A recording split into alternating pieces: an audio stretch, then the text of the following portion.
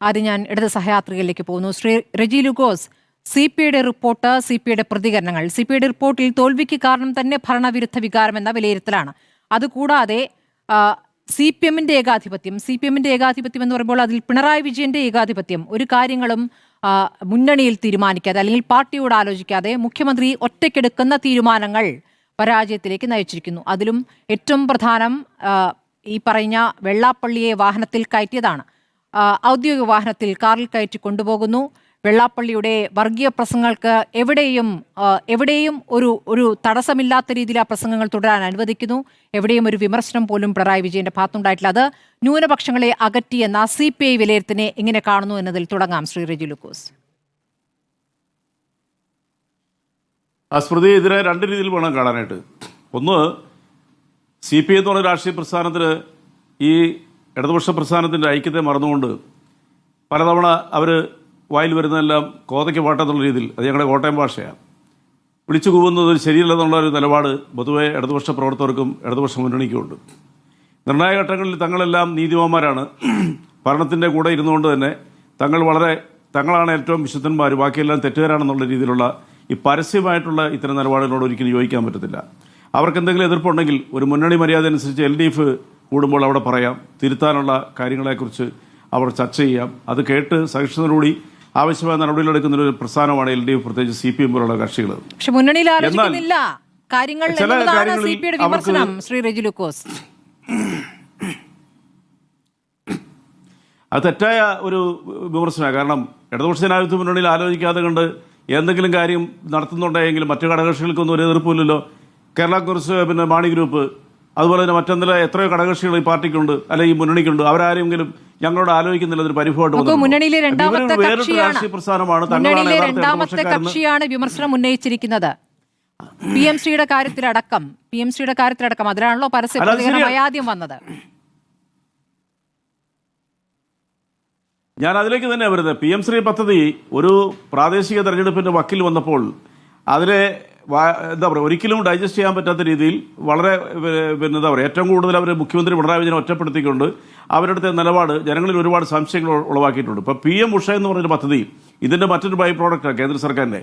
അത് ഒപ്പിട്ട് അതിന്റെ സാമ്പത്തിക എന്താ പറയുക ഹെൽപ്പുകൾ കാർഷിക സർവകലാശാല ഉൾപ്പെടെയൊക്കെയുള്ള അതിന് ഏറ്റുവാങ്ങിയിട്ട് മറ്റൊരു വേർഷനായ PMCയുടെ ഒപ്പിട്ട് വന്നപ്പോഴത്തേക്കും തങ്ങളോട് ആലോചിച്ചില്ല എന്ന് പറഞ്ഞത് അത് അവരുടെ ഇരട്ടത്താപ്പാണ്. തന്നെയുമല്ല, ജനങ്ങളെ അഭിമുഖീകരിക്കുന്ന ഒരു തെരഞ്ഞെടുപ്പിന് മുമ്പ് വെച്ച് അവരിങ്ങനെ പറയാൻ പാടില്ലായിരുന്നു. അങ്ങനെ ഒരു അസംതൃപ്തി അവർക്ക് ഉണ്ടെന്നുണ്ടെങ്കിൽ, അസംതൃപ്തി പറയാനുള്ള എല്ലാ സ്വാതന്ത്ര്യം എല്ലാ ഘടകകക്ഷികളുണ്ട്.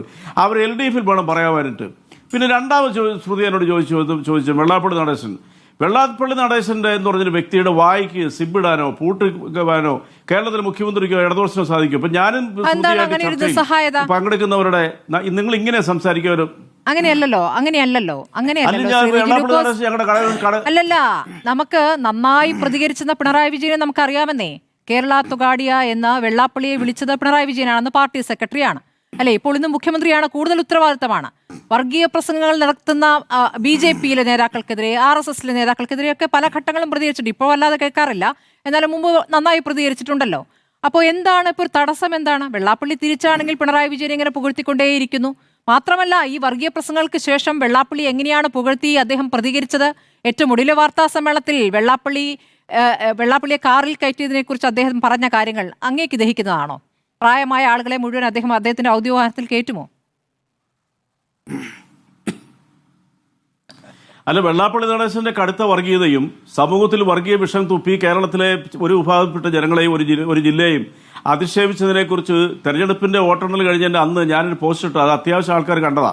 എനിക്കതിനകത്ത് യാതൊരു മടിയില്ല. കാരണം വെള്ളാപ്പള്ളി നടേശൻ എന്ന് പറഞ്ഞ വ്യക്തി ഒരു പച്ചയ്ക്ക് വിഷം തുപ്പുന്നൊരു വർഗീയവാദിയാണെന്ന് പറയുന്നതിനകത്ത് യാതൊരു മടിയില്ല. അതിനകത്ത് ഒരു കീഴ്വഴക്കവും ഞാൻ നോക്കത്തില്ല, ഞങ്ങളെപ്പോഴും നോക്കത്തില്ല. ഗ്രാസ് റൂട്ട് ലെവലിലേക്ക് പോയ ആളുകളോട് സംസാരിച്ച് ജാതി മത ഭേദമന്യേ ഈ മനുഷ്യൻ പരിഷ്കൃത കേരളത്തിന് അപമാനമായിട്ട് നാട് നിങ്ങളെ ഈ വർഗീയത പറഞ്ഞ ആൾക്കാരാണെന്നുള്ളത് നിങ്ങൾ 100 പേരോട് ചോദിച്ചിട്ടുണ്ടെങ്കിൽ 100% ആൾക്കാർ അത് തന്നെ പറയുള്ളൂ.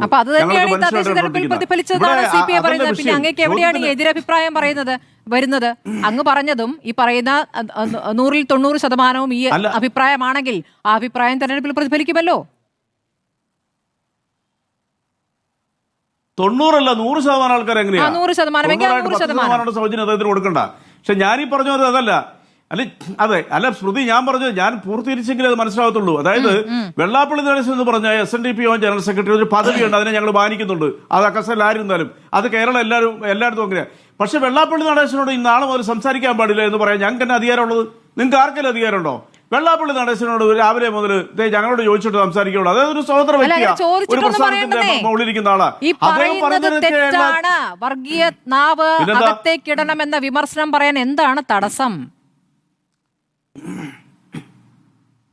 അല്ല, വെള്ളാപ്പള്ളി നടേശനോട് അദ്ദേഹത്തിന് മലപ്പുറത്ത് അദ്ദേഹം ഒരു വിദ്വേഷ പ്രസംഗം കഴിഞ്ഞതിന്റെ 4ാമത്തെ ദിവസം ആലപ്പുഴ കടപ്പുറത്ത് അദ്ദേഹത്തിന് 30ാമത്തെ SNDP ജനറൽ സെക്രട്ടറി എന്നുള്ള പദവിയിൽ ഇരുന്നുകൊണ്ട് 30ാമത്തെ വാർഷികത്തിന് കേരളത്തിലെ സമൂഹത്തിൽ എന്താ പറയുക, സാമൂഹിക മേഖലകളിലും രാഷ്ട്രീയ മേഖലയിലുള്ള എല്ലാവരും കൂടി സംയുക്തമായിട്ട് നൽകിയ സ്വീകരണത്തിൽ ബഹുമാനപ്പെട്ട മുഖ്യമന്ത്രി, നിങ്ങൾ ആരും അത് പറയാറില്ല, മുഖ്യമന്ത്രി പിണറായി വിജയൻ അദ്ദേഹത്തെ നോക്കിക്കൊണ്ട് പറയുന്നു, വാക്കുകൾ പറയുമ്പോൾ സൂക്ഷിക്കണം, വാക്കുകൾ സൂക്ഷിക്കണം, സമൂഹത്തിന് ബുദ്ധിമുട്ടുള്ള വാക്കുകൾ ഉപയോഗിക്കരുതെന്ന് അദ്ദേഹം തുറന്നു പറഞ്ഞു.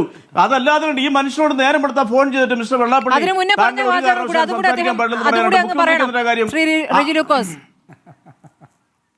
ശ്രീനാരായണ ഗുരുവിന്റെ പാതയിൽ ആ കാര്യങ്ങൾ നടപ്പാക്കുന്ന അല്ലേ ശ്രീനാരായണ ഗുരുവിന്റെ പിൻഗാമി? ഞാൻ പറഞ്ഞല്ലോ, ഒരു മനുഷ്യനെ അദ്ദേഹത്തിന്റെ പദവിയിൽ ഇരുന്നുകൊണ്ട് അദ്ദേഹത്തിന് ആദരിക്കുമ്പോൾ നമ്മളൊക്കെ നമ്മുടെയൊക്കെ സാംസ്കാരിക അടിത്തറയിൽ നിന്നുകൊണ്ട് മാന്യമായ രീതിയിൽ സംഭാവന ചെയ്യും. മുഖ്യമന്ത്രിയെ കുറ്റപ്പെടുത്തുന്നത് അവിടെ പോകാൻ പാടില്ലായിരുന്നു എന്നാണല്ലോ അന്ന് കേരളം പറഞ്ഞത്. ഒറ്റ ഉദാഹരണം പോകരുത് എന്നാണല്ലോ കേരളം പറഞ്ഞത്. അല്ല സ്മൃതി, അങ്ങനെ കേരളമൊന്നും പറഞ്ഞിട്ടൊന്നുമില്ല. കേരളത്തിലെ ഏതെങ്കിലും ഒരു സമുദായത്തിന്റെ തലപ്പത്തിരിക്കുന്ന ആ വ്യക്തി, ആ സ്ഥാനത്തിനെ ഞങ്ങൾ മാനിക്കുന്നത്, അങ്ങനെയൊന്നും പറയുന്നത് ആ രീതിയിലുള്ള നിർവചനത്തിലേക്കൊന്നും പോരുത്. ഇന്നൊരു സംഭവം ഉണ്ടായി. റിപ്പോർട്ടർ ചാനലിന്റെ പ്രതിനിധി അദ്ദേഹത്തിന്റെ വായ അടപ്പിച്ചു. എന്താ ചോദിച്ചേ? മലപ്പുറത്തെ കുറിച്ച് ചോദിച്ചു. മലപ്പുറത്ത് ഒന്നുമില്ല. ഈ മലപ്പുറം എന്ന് പറഞ്ഞാൽ എന്താ, വല്ല സോമാലിയാണോ? മലപ്പുറംകാരെ അവമാനിക്കുന്നില്ല. ഞാനൊക്കെ എത്ര ശക്തമായിട്ട് പ്രതികരിച്ചിട്ടുണ്ട്. ഉടനെ അങ്ങേര് പറയുന്നത് അവിടേക്ക് സ്കൂളൊന്നുമില്ല. അപ്പൊ ചോദിക്കും സ്ഥലമില്ല. സ്ഥലമുണ്ട്, പിന്നെന്താ സർക്കാർ അനുമതി നൽകുന്നില്ല. അപ്പോൾ ആ മാധ്യമപ്രവർത്തനം ചോദിച്ചെന്താ അറിയോ, 10-9 വർഷമായിട്ട് ഈ സർക്കാരിനെ സപ്പോർട്ട് ചെയ്യുന്ന ആളല്ലേ, നിങ്ങൾ എന്തുകൊണ്ട് നിങ്ങൾക്ക് അനുമതി കിട്ടിയില്ല? ഉടനെ ആ മാധ്യമപ്രവർത്തകനെ വളരെ മോശമായ രീതി പ്രതികരിക്കുക, അദ്ദേഹത്തിനെ എടുത്ത് തള്ളുവൊക്കെയാണ് ഈ മനുഷ്യൻ ചെയ്യുന്നത്. അപ്പൊ അദ്ദേഹത്തിന് എനിക്ക് തോന്നുന്നത് എന്തൊക്കെയോ ചെറിയ പ്രശ്നങ്ങളുണ്ട്.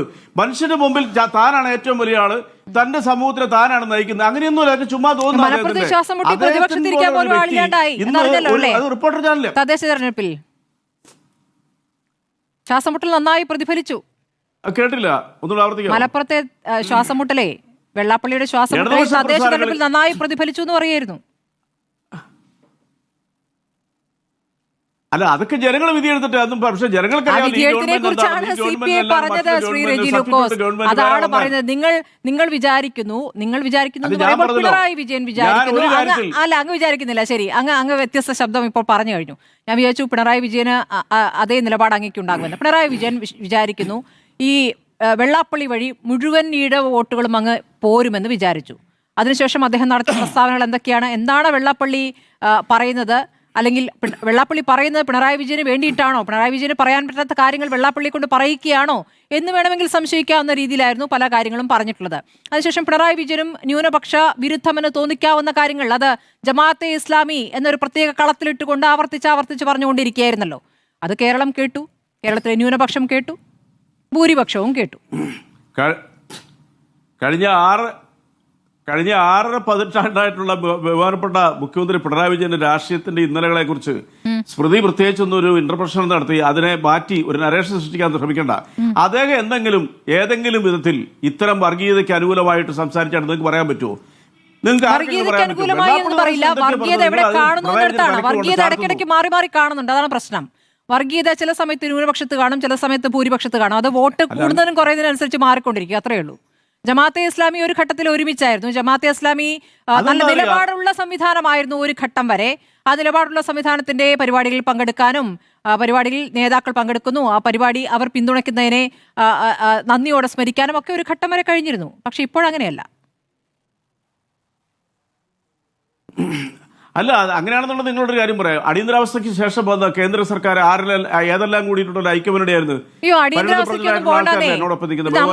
നമ്മൾ ഈ 90കളിലും 2000ത്തിന്റെ തുടക്കത്തിലും ഒക്കെ കാര്യങ്ങളായി പറഞ്ഞുകൊണ്ടിരിക്കുന്നത്. എന്തിനാണ് അത്ര പുറകിലേക്കൊക്കെ പോണത്?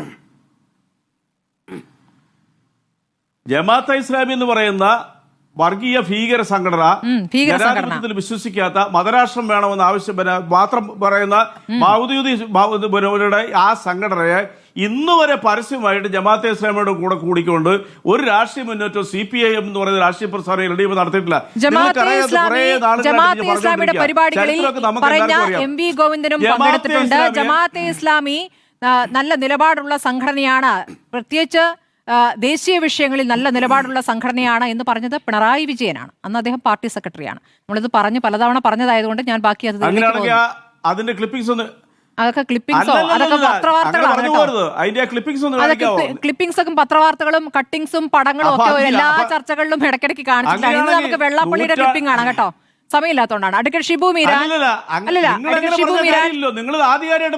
അല്ല, ആധികാരികമായിട്ട് തന്നെയാണ് പല ചർച്ചകളിലും അത് കാണിച്ചിട്ടുള്ളത്. ഇന്നത്തെ ചർച്ച വെള്ളാപ്പള്ളിയുമായി ബന്ധപ്പെട്ട് കൂടിയാണ്. എനിക്കിപ്പോ സമയമില്ലാത്തതുകൊണ്ടാണ്. അല്ലല്ല, നൂറ്റാണ്ടിനപ്പുറം ഒന്നുമല്ല. തവണ എന്തിനാ പാർട്ടി മുഖപത്രത്തിലെ മുഖപ്രസംഗമടക്കമുള്ള കാര്യങ്ങൾ പലതവണ ആവർത്തിച്ചതാണ് ശ്രീ റെജി ലൂക്കോസ്. അങ്ങ് ചിലപ്പോൾ ആ ചർച്ചയിൽ ഇല്ലാത്തതുകൊണ്ടായിരിക്കാം. ഇതിപ്പോ ഇത് നടാട കേൾക്കുന്നതായിട്ട് ഇങ്ങനെ അങ്ങ് പറയാം. എന്ത് കള്ളത്തരം, എന്ത് കള്ളത്തരം, കേസ് കൊടുക്കാതെ കള്ളത്തരാണ്. കേസ് കൊടുക്കട്ടെ.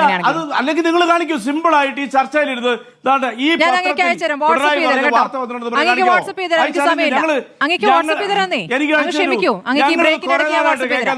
ബ്രേക്കിനിടയ്ക്ക് വാട്സ്ആപ്പ് ചെയ്തരാം, ഒന്ന് ക്ഷമിക്കൂ. ഒന്ന് ക്ഷമിക്കൂ, ബ്രേക്കിനടുത്ത് വാട്സ്ആപ്പ് ചെയ്തരാം. അഡ്വക്കേറ്റ് ഷിബു മീരാൻ അല്ലല്ല തരാമെന്ന് പറഞ്ഞല്ലോ.